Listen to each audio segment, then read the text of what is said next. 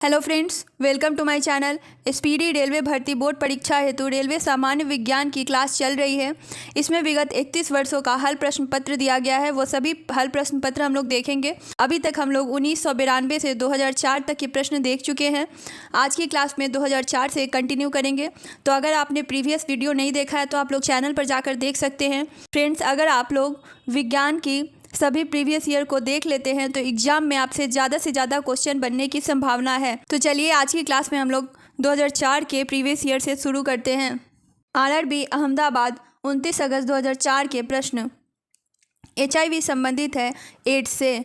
HIV किससे संबंधित है? एड्स से। शुष्क सेल में कार्बन की छड़ कार्य करती है एनोड की। शुष्क सेल ड्राई सेल में कार्बन की छड़ क्या काम करती है? एनोड की। आधुनिक आवर्त सारणी आधारित है परमाणु संख्या पर। आधुनिक आवर्त सारणी परमाणु संख्या पर आधारित है। अगला प्रश्न है, हाइपरमेट्रोपिया का अर्थ है दूरदृष्टि दोष। NTP पर किसी गैस के 1 मोल का आयतन होता है 22.4 लीटर। एल्केन का सूत्र होता है CnH2n+2। एल्केन का सूत्र क्या होता है? CnH2n+2। आरआरबी महेंद्रगढ़ 19 सितंबर 2004 के प्रश्न। प्रकाश संश्लेषण की प्रक्रिया में कौन सी गैस बाहर निकलती है? ऑक्सीजन। प्रकाश संश्लेषण की प्रक्रिया में ऑक्सीजन बाहर निकलती है। कौन शीतरक्त जानवर है? शीतरक्त जानवर कौन है? कौन शीतरक्त जानवर है? छिपकली। रूपांतरित चट्टान नहीं है ग्रेनाइट। ग्रेनाइट रूपांतरित चट्टान नहीं है। वायुमंडल की निम्नतम परत कहलाती है क्षोभ मंडल। वायुमंडल की निम्नतम परत कहलाती है क्षोभ मंडल। सोडियम को जल में डालने पर कौन सी गैस निकलती है? हाइड्रोजन। जब सोडियम को जल में डालेंगे तो हाइड्रोजन गैस निकलेगी। परमाणु बम की खोज किसने की थी? 1941 ईस्वी में ऑटो हान ने परमाणु की खोज की थी। परमाणु बम की खोज ऑटो हान ने की थी। स्वयं कणों के वास्तविक संचलन के बिना पदार्थ द्वारा ऊष्मा स्थानांतरण कहलाता है चालन। जूल किसकी इकाई है? ऊर्जा की। टीबिया नामक अस्थि पाई जाती है टांगों में। टीबिया नामक अस्थि टांगों में पाई जाती है। साधारण कार्बन स्टील में मुख्यतः होते हैं लोहा तथा क्रोमियम। साधारण कार्बन स्टील में लोहा तथा क्रोमियम होते हैं। किसी हवाई जहाज या किसी निश्चित ऊंचाई पर स्थित एक पिंड की ऊंचाई मापने के लिए प्रयुक्त उपकरण है अल्टीमीटर। आरआरबी अजमेर 10 अक्टूबर 2004 के प्रश्न। भूपटपट्टी पर सर्वाधिक मात्रा में पाए जाने वाले तत्वों के क्रम हैं ऑक्सीजन, सिलिकॉन तथा एल्यूमिनियम। यदि लाल फूल को हरा शीशा में देखें तो यह दिखता है काला।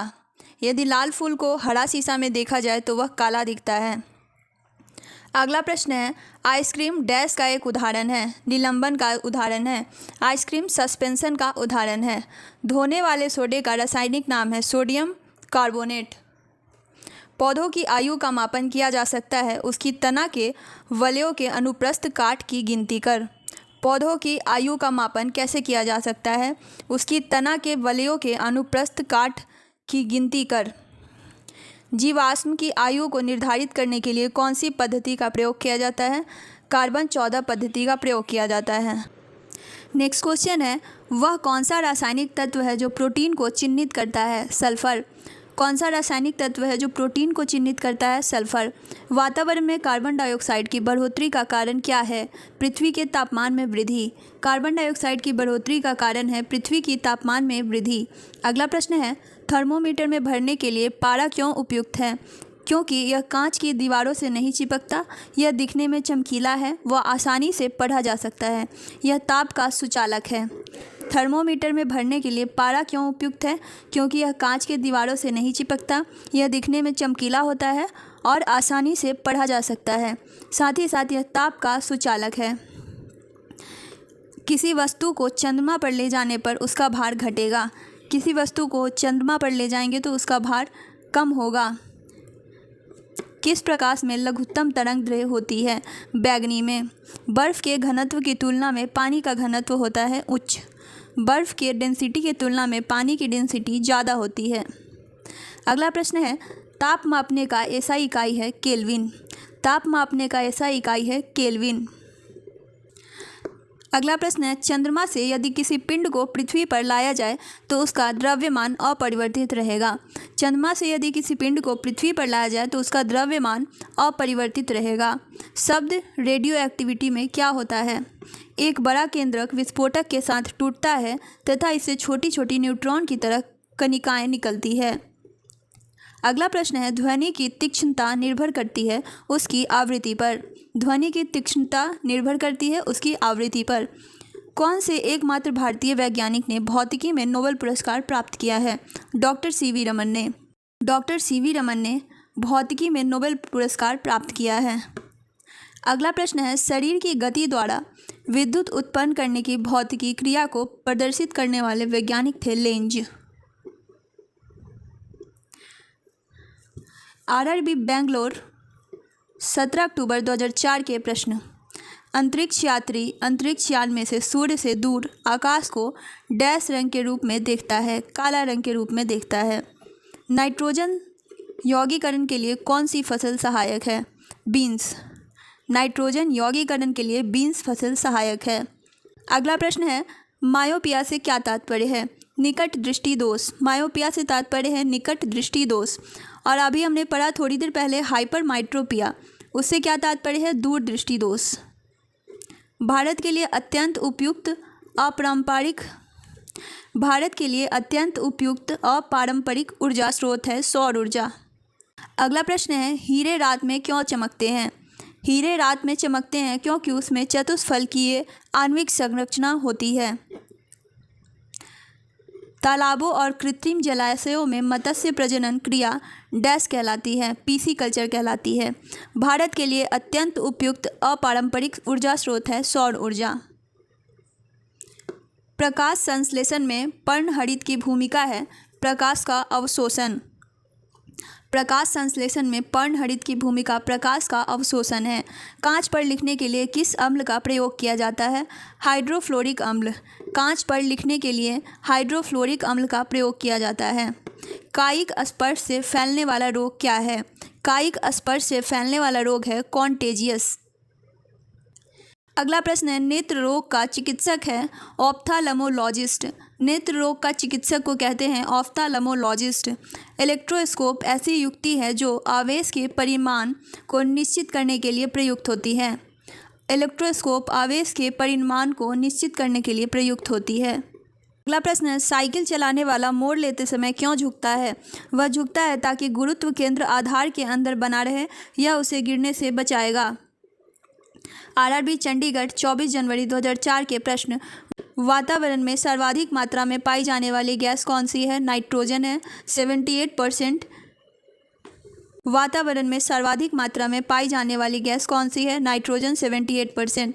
पृथ्वी की भूपर्पट्टी पर सबसे अधिक मात्रा में कौन सा तत्व पाया जाता है? ऑक्सीजन। पृथ्वी की भूपर्पट्टी पर सबसे अधिक मात्रा में ऑक्सीजन पाया जाता है। आरआरबी चंडीगढ़ 31 अक्टूबर 2004 के प्रश्न, नेत्रगोलक किस सेट द्वारा चालित होता है? 6 मांसपेशियों के द्वारा। पीतल एक मिश्रण है। पीतल एक क्या है? मिश्रण है। न्यूट्रॉन के वो कण हैं जिनमें होता है कोई आवेश नहीं। न्यूट्रॉन वे कण हैं जिनमें कोई आवेश नहीं होता है। अब तक कितने तत्व ज्ञात किए गए हैं? 119। ऑक्सीजन को किस रूप में परिभाषित किया गया है? इलेक्ट्रॉनों का लाभ। सभी अम्लों में सबसे अधिक समान तत्व है हाइड्रोजन। अम्ल का स्वाद होता है खट्टा। अम्ल का स्वाद कैसा होता है? एसिड का खट्टा होता है। प्रकाश वर्ष इकाई है दूरी की। संघनन क्या है? संघनन वाष्प का द्रव में परिवर्तन संघनन कहलाता है। मुक्तावस्था में गिरते हुए एक पिंड द्वारा तय की गई दूरी समानुपाती होती है पिंड की मात्रा के। कार की स्टीयरिंग में शामिल है एकल बल। किसी वस्तु का वजन सबसे कम कब होगा? पृथ्वी के केंद्र पर रखने पर। ध्वनि किस रूप में यात्रा करती है? अनुदैर्ध्य तरंगों के रूप में।